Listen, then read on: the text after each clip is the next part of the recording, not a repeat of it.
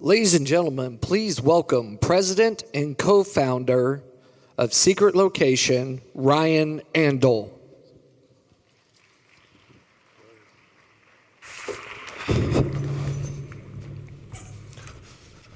Hey guys. So we have double title slides here, apologies for that. Making real money with virtual reality. And just up front, just to get out of the way, I'm gonna give all my contact info here. If you wanna share any questions, anger, delight, confusion, whatever. I thrive on feedback, so feel free to hit me up anytime. So I'm the co-founder and president of Secret Location. We started the company about 10 years ago. I was the technical director at the time. I'm a bit of an introvert, definitely more comfortable behind a computer than speaking really in any form. Just the sheer amount of Photoshop work to make it look like I'm approaching a smile here is pretty incredible. I unfortunately haven't touched any code in the last 2 years at all, so I've basically lost all of the skill set of a developer, but kept all of the personality deficiencies, unfortunately, so temper your expectations, as there'll be none of these things in the presentation. We've all chosen to work in a nascent industry, and we're all trying to figure out, what we want to create, how we want to shape it, what our audience is, and how we can actually make money with it. Before I get right into that, I wanted to start by talking about our overall company, history, culture, just to give you a bit of context about how we work. When Secret Location was founded 10 years ago, we were a bunch of nerds in a basement office, as many of these companies start out as, founded under the principle of working at the intersection of entertainment and technology. We started out as a service-based company. We made games. We found a niche for ourselves, making broadcast extensions for shows like Big Brother and Amazing Race, often allowing the audience to actually directly affect what would happen in the show. One year we even partnered with the Royal Ontario Museum to uncover a dinosaur that still sits in the museum today. We've been nominated for and won over 250 awards for our work in the last decade. In 2011, we created Storming Juno, which was kind of the beginning of our experiments with 360 storytelling in general. It told the story of soldiers during D-Day that stormed Juno Beach during World War II. Some of the most powerful storytelling that I've ever witnessed. Then in 2012, we won our first Emmy for a project we did with a show called Endgame, which was our first major accolade for an interactive storytelling digital experience that we did. Then in 2015, we were lucky enough to win the first Emmy for a virtual reality project. This was with Fox for a show called Sleepy Hollow, which debuted at Comic-Con the same year that the DK1 came out. And in 2016, we won the first Peabody for a virtual reality project we did with Frontline around the Ebola crisis. Throughout all of this time, I've played a lot of roles within the company, and at various stages of its evolution. And while I'll walk through sort of my own journey and show you a few use cases and highlight what that's looked like for me, I think it's important to because it really outlines our overall culture and the kind of culture that it takes to work within a nascent industry. When we started, I was the first and only developer at Secret Location. This is a terrible picture of me, by the way. I was frustrated with my own abilities in terms of what I could create, so I hired better developers and began to manage a small team of people. Then we took on more interesting work as the years came on, and I became frustrated with sort of how little contribution other people were coming to the table from a creative perspective. Really, every time we would go into a room and start brainstorming something, the only person that would have an idea was our creative director, Pietro. So I created our first formal brainstorming process so that we could actually incubate and collaborate on ideas together, and they could come from anywhere. We grew bigger, and as it happens with many studios that grow from just a handful of people, managing resources became a pain. And we had about 30 people working across a dozen different projects. And when you're a smaller company, then everyone is aware of what everyone else is working on, but that was no longer the case after a while. So we migrated our overall studio approach to resource management to teams-based management, similar to what companies like Google would do. Then with increased size came increased financial complication, which meant we had to create a finance team that could actually handle all of the issues with financing, content, tax credits, funding obligations, banking covenants, auditing, all things that our industry goes through today in terms of trying to figure out how to finance and get revenue around projects. This is probably one of the most difficult things for me to learn over the life of trying to build this business. And then, shortly after that, I was tired of not getting my hands dirty. So one Christmas, I built this product called Ditch TV, which was sort of an over-the-top viewing platform that I was frustrated, essentially, with the fact that I couldn't find something to watch on Netflix. And I missed the idea of lean-back viewing because I hadn't subscribed to cable in a long time, which is where most millennials find themselves today. So after I built it, I secured seed investment in the idea, built the team to develop the product. This is our first product from a studio perspective that we ever created. It's not around anymore, guys, unfortunately. Like many startup products, it died, unfortunately. But it led me to creating the first patent that our company had ever gone through. So the actual process of getting a patent for something that we developed, that was a relatively new thing for us, particularly as a service-based company. So while it did fail spectacularly, I did learn a lot from that overall process. Then I made a baby. Then I restructured the company so that we could have these two different distinct divisions of our company. One that focused primarily on the content that we create, and one that focused on building original products and technology. And two of the first things that came out of that whole product division and the idea of wanting to incubate new ideas were Blasters of the Universe, which was a game that I'll talk more about a little bit later, and a product called Vuser, which is our first commercial product for VR distribution. I'll talk about that a little bit later as well. Then I got my first taste of really understanding the sales cycle of our business, which, as a developer, again, super uncomfortable for me. What ended up happening was we had built this product called Vuser that allows people to distribute content across the sort of fragmented ecosystem of VR to all the different headsets, and there are about 8 major platforms right now that you would want to be out on. We did this internally to be able to service our own needs as we were creating content for Frontline. Later on, we decided to spin that out into its own product, and our first major client is the New York Times, who famously gave out 1 million Google Cardboards and then subsequently gave out another 500,000 Google Cardboards to be able to try and build up the momentum around the industry. And then, along with my other business partners, we decided to close an acquisition from our parent company, Entertainment One. So Entertainment One is a large entertainment company. They're essentially in all the traditional forms of entertainment: film, TV, music. They even have a podcast network.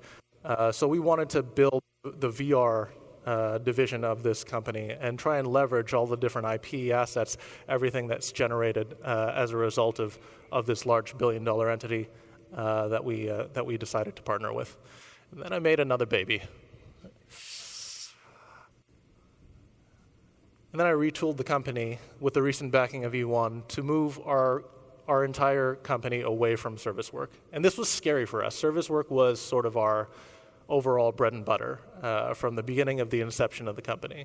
And what we wanted to do, as opposed to trying to catch up to whatever the latest trend was, right now it's blockchain, AR, AI, that was always an uncomfortable scenario for me. And you spend enough time in an industry where you want to be working at the edge of that industry. And at the end of the day, you never really get to build anything for yourself. You never really get to build anything proprietary. You never really get to propel an industry forward. And we wanted to change that. So we decided to take the leap, move away wholly from service work, and build our own original content and our own original products to support the industry. And most recently, I created this presentation. So that's all the work I've done to date, by far my finest achievement. My very long-winded point is I've had a lot of different roles at Secret Location. I've made a lot of mistakes along the way, not referring to the babies, of course.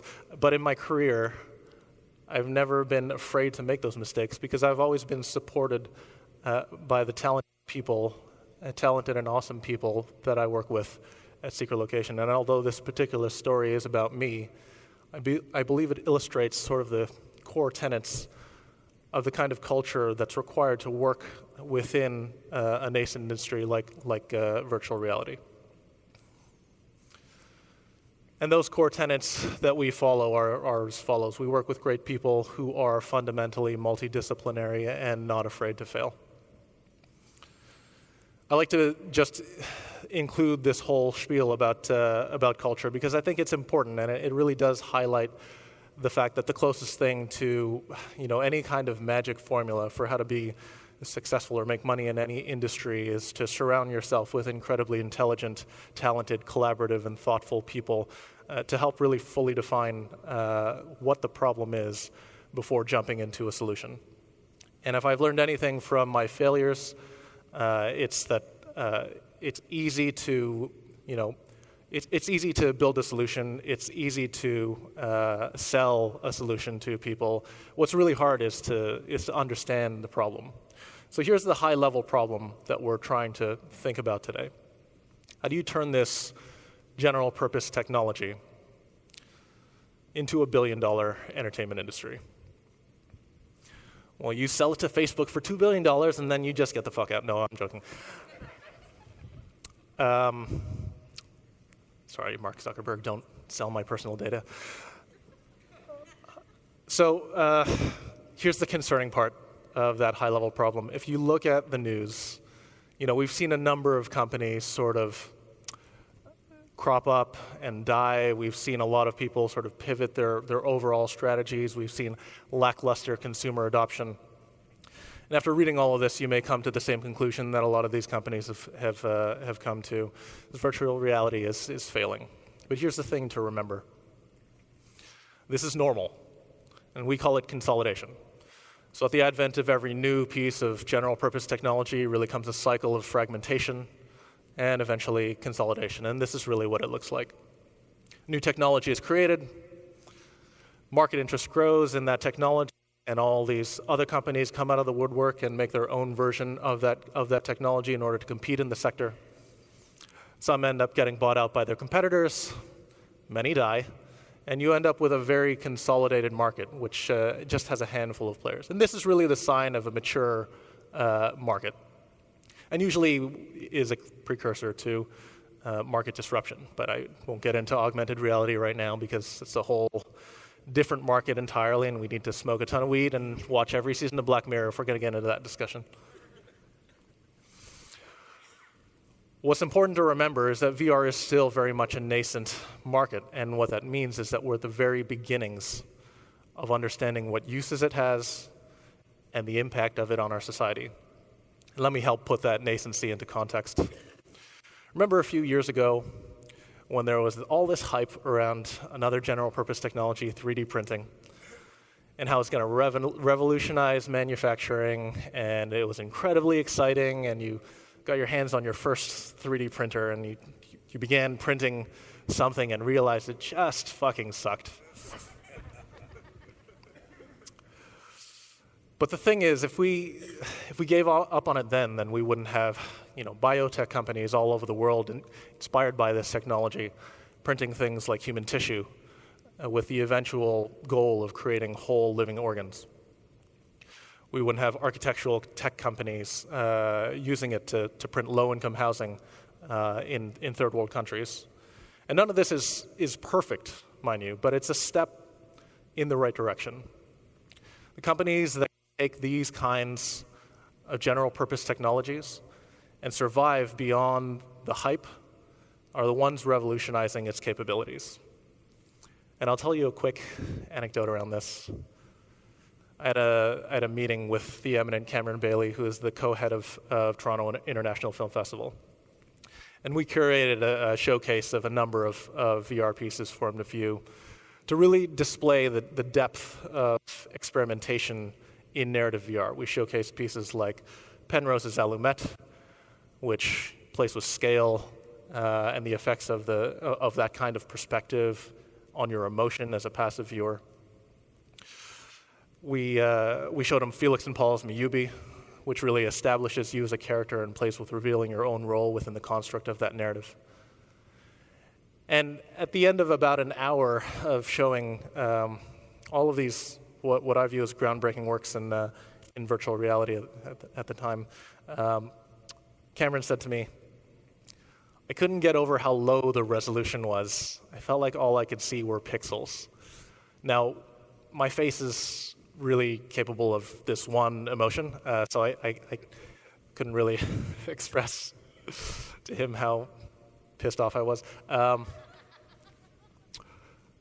Internally, I was thinking, you're missing the point. It's not perfect. It's a step towards building on the medium. But really, I don't fault him because, when I printed this piece of shit, I was already thinking, why is my replicator broken? So, in general, when building within a nascent industry, you have to take small steps that bring you closer to defining what that problem is and manufacturing a solution. So let's get right into it and let's walk through how we've defined the problem that exists with the market today. And if I were to summarize it in one word, which I alluded to before, it's fragmentation. So, how has this manifested over the last 4 years? Well, in 2014, Facebook bought Oculus. We all know that. Then in 2015, hardware manufacturers like Samsung, HTC, Sony, Google began building their own offerings. Still happening today. Then in 2016, all of those devices hit the market, and we reached peak commercial hype. We saw investors pouring their money into seed stage VR companies. Then in 2017, that hype died. Investors continued to pour their dollars, but into more mature, later stage VR companies. And now in 2018, we see a market that is at peak fragmentation. Now, while there are a wide variety of head-mounted displays, platforms, formats, peripherals, audiences that you have to look at, really, when you break it down from an entertainment perspective, there are four main sectors that content creators have to concern themselves with. So there's the at-home entry-level segment, the at-home premium segment, the out-of-home entry-level segment, and the out-of-home premium segment. And I've bisected a graph here so that you can see what that looks like. And we'll walk through how fragmented each of these different sectors are and why that is difficult for content creators. So when you look at it, the average cost to a consumer for an HMD in the entry-level market, sub $200 price point, and that includes things like the Oculus Go, which just came out. On the at-home side, on the premium end, this is typically your gamer market. It's over $400. So different price points, different audiences that you're hitting with both of those different categories. And then on the commercial side, when you're thinking about this from an operator's perspective, per pod, people are spending about $5,000 to $20,000. Whether it's a motion seat or a VR pod, like what they're doing at IMAX centers, what MK2 is doing.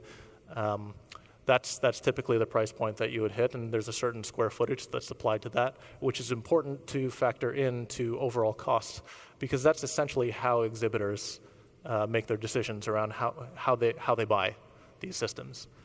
And then on the hyper arcade end, you're looking at a price point of $100,000 to about $1 million.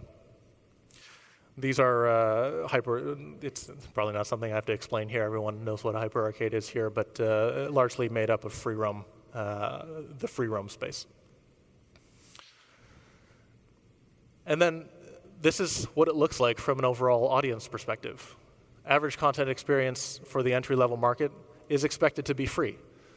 And that's interesting because I'll talk later about the kinds of people that are dominating that market today, but it's the one where we see the most growth in headsets. But content creators have difficulty in actually being able to monetize anything in it. On the at-home side, per title, for games anyway, we're looking at $10 to $50 or so. And then on the other end of the spectrum, on the commercial end of the spectrum, out of home, per ticket, you're looking at $5 to $15, or the arcade model, which is around $25 to $60 per hour. And on the hyper arcade end, you're seeing a standard that's starting to crop up with a lot of these different experiences that's somewhere between the $25 and $50 mark. Definitely the Void and zero latency are pushing that standard right now. And then you look at the kinds of content that are dominating each of these platforms, and they're all very different from one another. And this is why it's such a difficult thing for content creators to really make money in all of these sectors. 360 video, interactive narrative, casual games, that dominate the entry-level sector. That's largely because we don't have overpowered headsets. They're quite underpowered, so the kinds of experiences that we can actually showcase there are limited by that. And then on the gaming side, you have single-player games, multiplayer games. No surprise there. On the out-of-home side, majority of what is working in the marketplace are multiplayer games. Some people are experimenting with multiplayer narrative, but that hasn't proven itself from a revenue perspective yet. And then there's motion track 360 video, so sitting in a D-box seat, that sort of thing. And then on the hyper arcade side, this is largely multiplayer games, multiplayer narrative. Again, the narrative side hasn't really proven itself out yet, with the exception of the Void. And the length of overall experience, again, very different from each of these sectors. 25-minute running time on the entry-level side, that's a limitation that has happened with a lot of these headsets that have ended up overheating with videos that are longer than 25 minutes. On the gaming side, the minimum threshold for people to be satisfied for a game that they're for is around the 4-hour mark, and I would say that as a minimum because we did come out with a game that had about 4 hours of gameplay, and the biggest complaint that we got was that it wasn't enough content, and that was at a $15 price point. That wasn't relatively high on that scale. And then you see a lot of people in the out-of-home sector selling their games to arcades, commercially licensing those titles to arcades. But the length of gameplay there is 5 to 15 minutes. So that's drastically different from the game that you're designing for an at-home audience. And that's why this is so difficult. You have to version your game for something that would be pick up and play that could only last 5 to 15 minutes per session so that it would work at a location. And then overall, on the hyper arcade side, we're seeing experiences that range for that ticket price of $25 to $50 from 10 to 30 minutes. Now, there are some major. This is essentially a bisection of the major companies that are working at either ends of this spectrum. And if you notice, many of the major tech companies that dominate technology in general are aiming at the at-home sector, but the other side of the coin are all small incumbents. It's an industry where there's a lot of disruption happening. There's a lot of push and a lot of innovation that's happening as a result of the fact that you have a lot of these smaller players in the industry that can actually make meaningful revenue, that can actually drive it forward. So given this overview of entertainment companies within the marketplace right now, I actually just wanted to take a poll of the audience, and we'll see how this actually plays out. How many how many companies out there, how many people out there are actually creating any kind of content in VR? Who's making money in VR right now? Now, oh, that's weird, sorry. Yeah, this is, how many people have created something in VR? Yes, many of you. Now keep your hands up. How many people have made actual revenue off of that thing that you created? So not production financing, actually actually making consumer revenue, at an arcade or whatever the case may be. We have like 2. Yeah, I like that. That's encouraging for me. 2 people. Okay. Well, let's see now. How many people have actually made more consumer revenue from it than what it costs to actually make the thing? You've made more consumer revenue than your production costs, essentially. Okay, well, just a reminder, that's my contact info right there.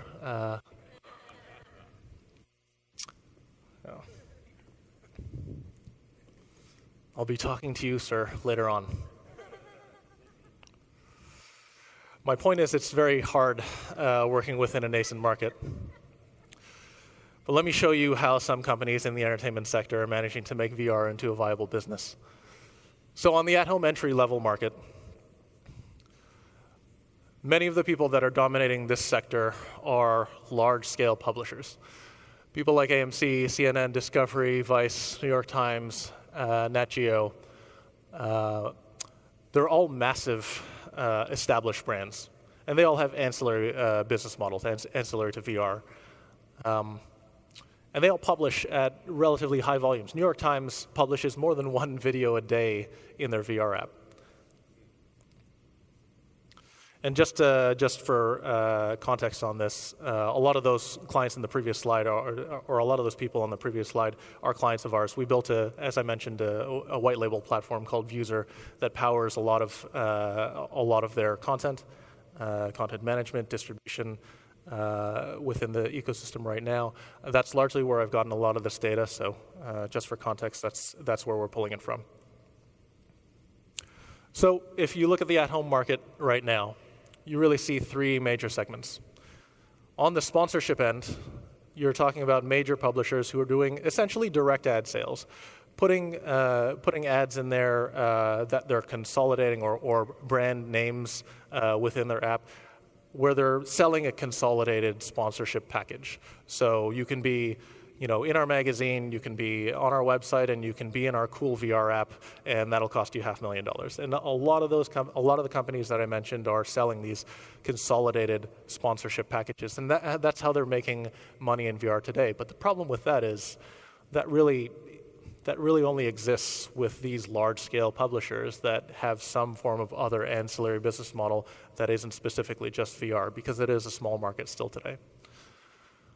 Some of our publishers and some people out there have actually chosen to start integrating traditional ad networks like DFP. And they're at the scale now where they can actually make a decent CPM and make enough dollars to justify doing that. But we're talking about people who have millions of subscribers to their application. That's not typically the place where majority of publishers would find themselves. And that's very difficult to contend with right now, because the average YouTuber can't necessarily put a 360 video up and expect to make any money out of that. And then on the far end, on the purchase end, we do have some publishers that are actually selling their content. But the thing to remember about selling content really in any medium is it really only works right now when we're dealing with niche audiences. And that's difficult because, well, what I'll say is the expectation, which I mentioned, the expectation for this audience is that the content is free. But if you're in a particular niche and your audience is used to buying your content, then that's something that you can actually translate over to the VR side of the equation. So if you're creating VR food or VR porn, God forbid, or my favorite genre of food porn, then you have a much higher likelihood of incentivizing purchase. I was just Google image searching yoke porn. I don't know. You have a much higher likelihood of really incentivizing any kind of purchase behavior in your audience. Now, the major challenges, as I mentioned, very limited monetization opportunities there, which I laid out fairly clearly in a couple slides ago. It's a small audience. It's a small audience if you're trying to do any kind of advertising-based revenue. And the problem is there are no real standards. There's always new tech coming out. So the average publisher, even when you talk to a New York Times or Discovery, they're not going to have a full team of people that can constantly build towards all the new standards that are coming out. So that's very difficult for them to have to contend with. But my point is, if you're making VR food porn, please tell me, because I want to buy your content.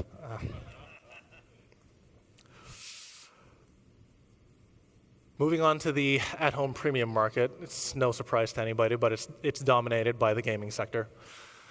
And I've signed a lot of NDAs, so I really can't share a lot of information with our partners from this perspective, but I can walk you through our own game, because I don't care.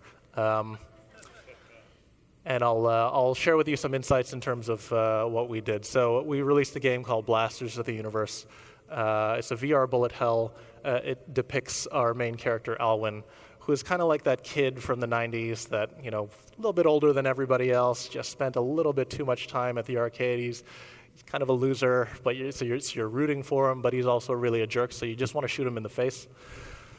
I'll play a quick trailer just so that you can have a bit more context on what we're about to talk about.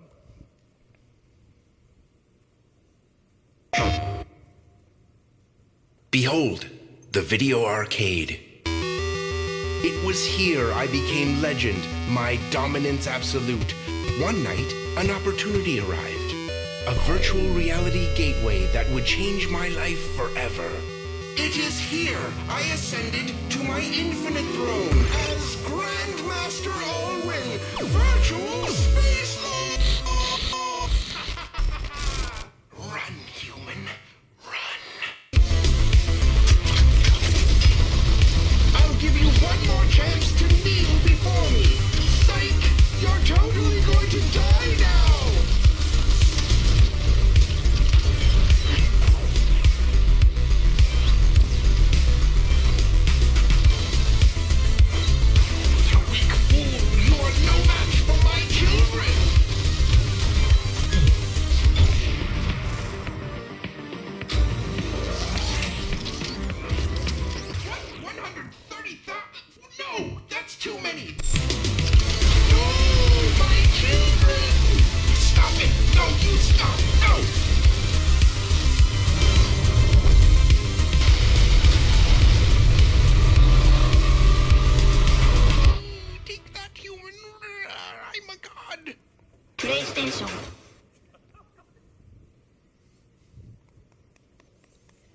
Thank you.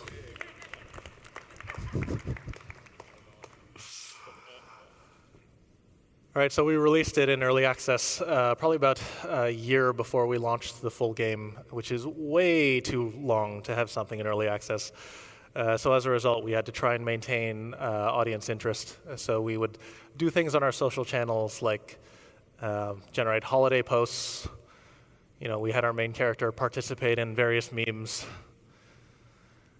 We even sent VHS tapes to press as a funny way to try and introduce our main loser character, which was really interesting because dealing with press on this, no one had a VHS player, and part of the fun was just them trying to find one, which most of them just got it from their parents. But the major challenge when releasing a game in this overall market size is that the active market for people that are downloading content relative to the number of actual headsets that are out there is quite low. You're looking at in and around from the market research that we've done in and around 200,000 active users on Steam. PlayStation's numbers are a little bit more closed, harder to get to.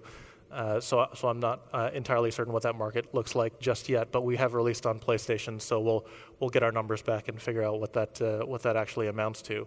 But even if you hit most of that marketplace, the average game that you create, the average piece of content in VR, costs anywhere from $500,000 to about $3 million. So the likelihood that you can actually recoup those production dollars, which is why only he had his hand raised, which I'm super impressed with, by the way. The likelihood that you'll actually recoup is relatively slim. And that makes it very difficult for content creators today. We don't really expect this, we do expect this to change over time, and we're starting to see social applications for VR, and there is actually a lot of general interest in social interaction in VR, and things won't change until we start to see VR as more of a daily habit or a regular habit of something that we do. Which conversely, according to this stat I just made up to justify my own anxieties, 24% of people are like me and they don't want to talk to anybody.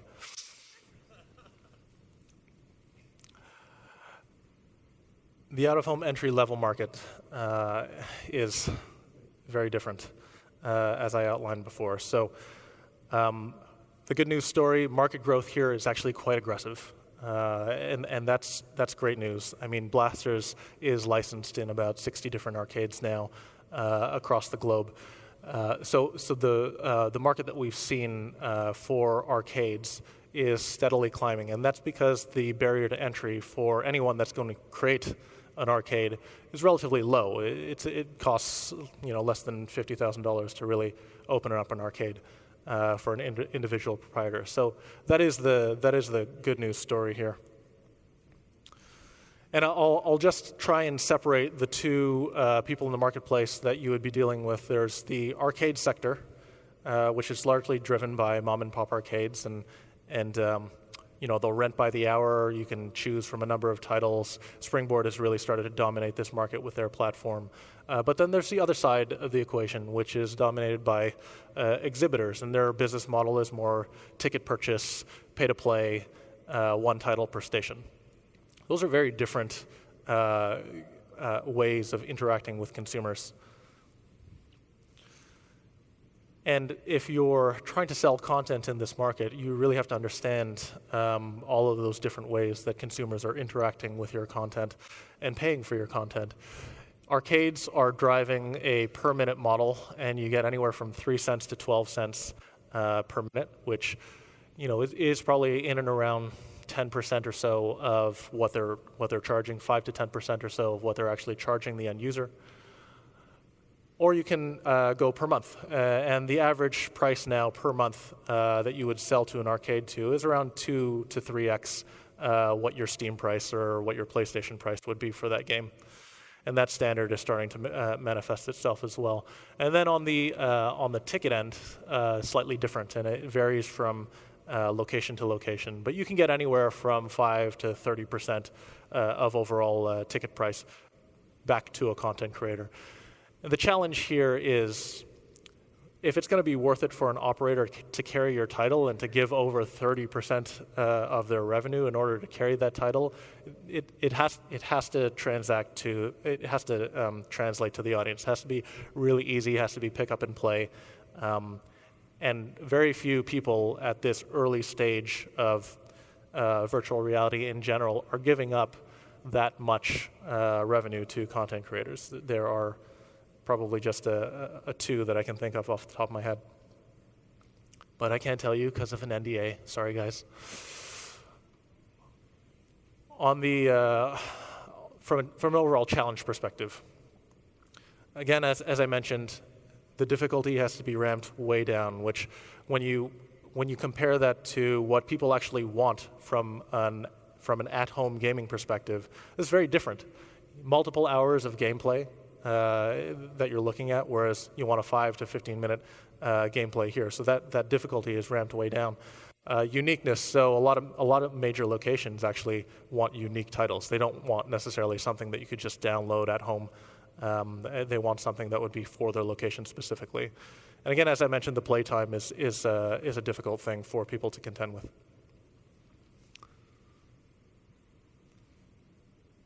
Nope.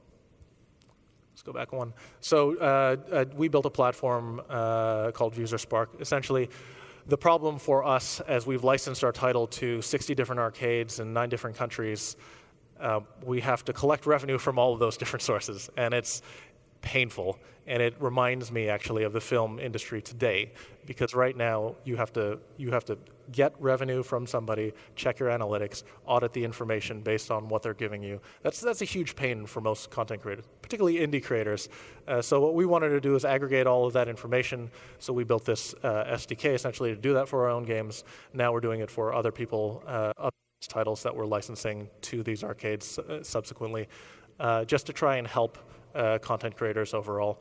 And we've tried to make that as open as possible. So we've actually built that off of blockchain technology, so that we can keep that transparent, that level of transparency that we want in the industry. We don't want to necessarily suffer through the problems that the film and TV industry have gone through.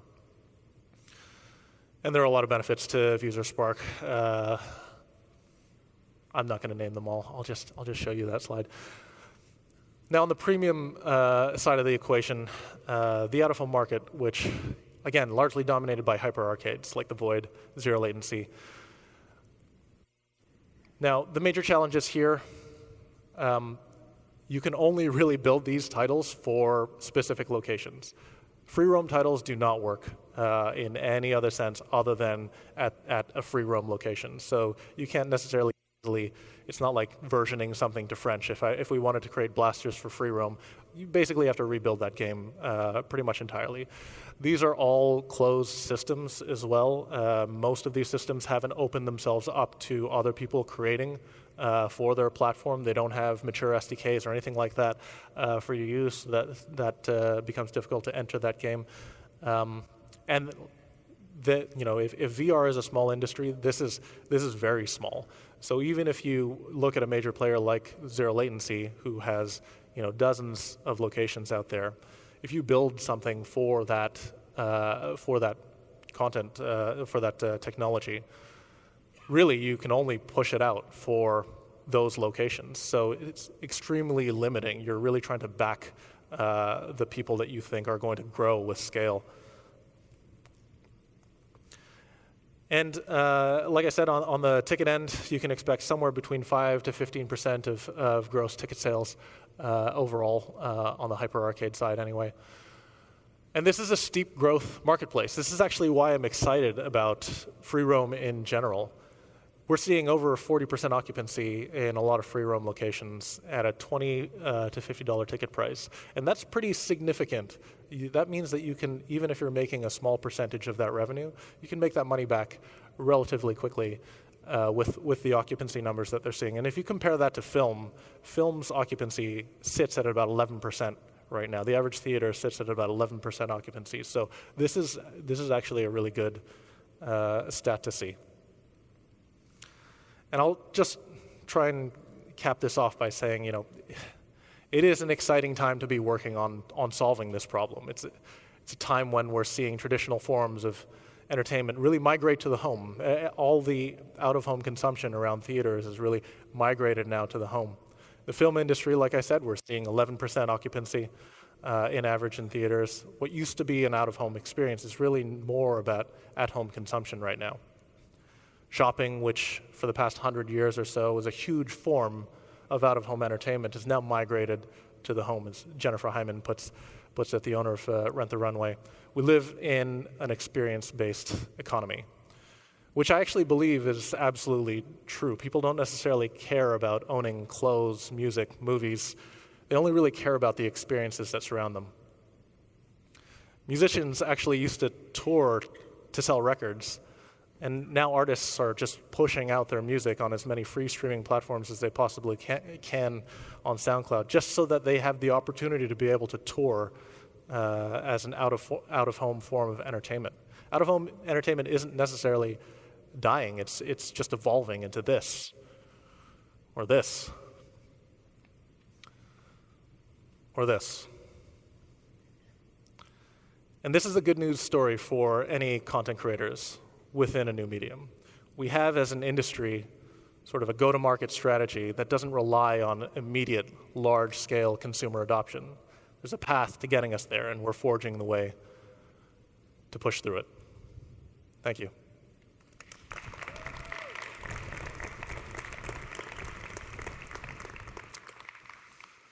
So we have 6 minutes if anyone has any questions that you want to ask. There's mics at various locations. You can just yell. I'll repeat the question. Have you seen in VR environments, either LBE or games, traditional game things like in-app purchases that could boost some of that revenue? So the question was, are we seeing traditional things like in-app purchases, whether they're at LBEs or otherwise? So I have seen that. I would say that's more commonplace for at-home consumption. So as a easy example, Blasters of the Universe, there's through PlayStation, you can sell avatars. And we haven't sold a ton of these avatars, but we've sold a few. So it is a form of sort of additional revenue in-app purchasing that you can make as a result. But that's not something that I've seen is commonplace. So I can't really comment on how much revenue that could potentially garner. Question. Yeah, just a quick question. Isn't part of the problem that it's still an expensive, for the average person, it's still very expensive to be able to view VR? You know, whether you're talking about even under a $200 product, it's still very expensive for a lot of people. So we're creating all this content, and it's not available to the masses, right? Yeah, absolutely. Price point factors into it immensely, I would say. But you know, if you compare it to, let's say, another general purpose technology, right, like your phone, which again I fully believe is an industry that will be fully disrupted by augmented reality, but that's going to take a long time. People will invest money if there are uses for it beyond just pure play entertainment. And from a pure play entertainment perspective, when you look at like the average interest in buying a VR headset, so if you're at GDC recently, then you would have seen some stats that they had come out with that basically state that a very small percentage of people are interested in buying, and this is the gaming market, are interested in buying a VR headset. And if you compare that to the amount of interest in, let's say, incumbent consoles like the Nintendo DS, much higher level of interest from a consumer perspective to pay for that versus pay for an HMD. So it isn't the only problem, but if the problem that we're trying to solve, which everyone seems to mention, content is king. And we need to have, the house of cards that will be the flagship that actually showcases what the industry can do. That will never happen unless we can find ways for more content creators to actually make money in the space. I appreciate it. And do you think that maybe just to view content, forget about gaming, but isn't cardboard still a gateway and the cheapest way to get it out there? I mean, is cardboard obsolete now? I would say that it's more or less obsolete. We do have to support it for a lot of our publishers, but what I'll say is the viewing pattern for things like Gear VR and cardboard, where you have to put your phone in, pretty much relatively high, steep drop-off after a couple of days. There is some, after a month or so, there is some consumption, people coming back to the platform or so, but for the most part, there's that steep drop-off, particularly for that consumer sector, and it's clunky, it's difficult because you're putting your phone in this thing, it's going to overheat, that sort of thing. So the technology isn't necessarily there yet where it's easy to use. Oculus Go is changing that, but at the same time too, we're not necessarily, I would say, without stating this too strongly, I would say that things like cardboard are more or less obsolete because I've seen the user patterns. Okay, I appreciate that. Yeah, for sure.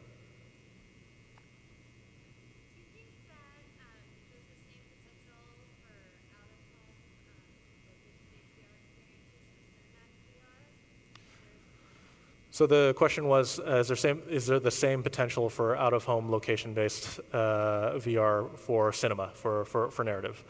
And I said this once before, but I will say the Void is really pushing that side of things. And as an industry, I think we all appreciate that that's happening, but what's transacting for the most part now are games. And I won't say that that's the way it's always going to be, because I know several hardware manufacturers that are specifically trying to position themselves to disrupt the narrative space, to deal with exhibitors and take over whole theaters, because they don't necessarily need all of that space anymore for theaters with the level of occupancy that they're seeing. So there is interest in that. That hasn't fully translated over to the marketplace today, but it is something that I think we all need to be experimenting with. And in fact, is a great point of interest for us.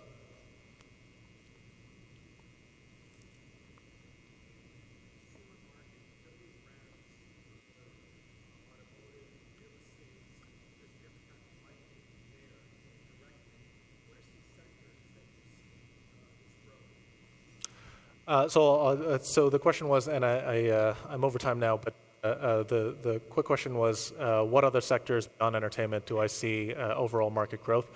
So it isn't specifically my expertise, but I'll do my best to answer the question, as I've done a lot of research into this.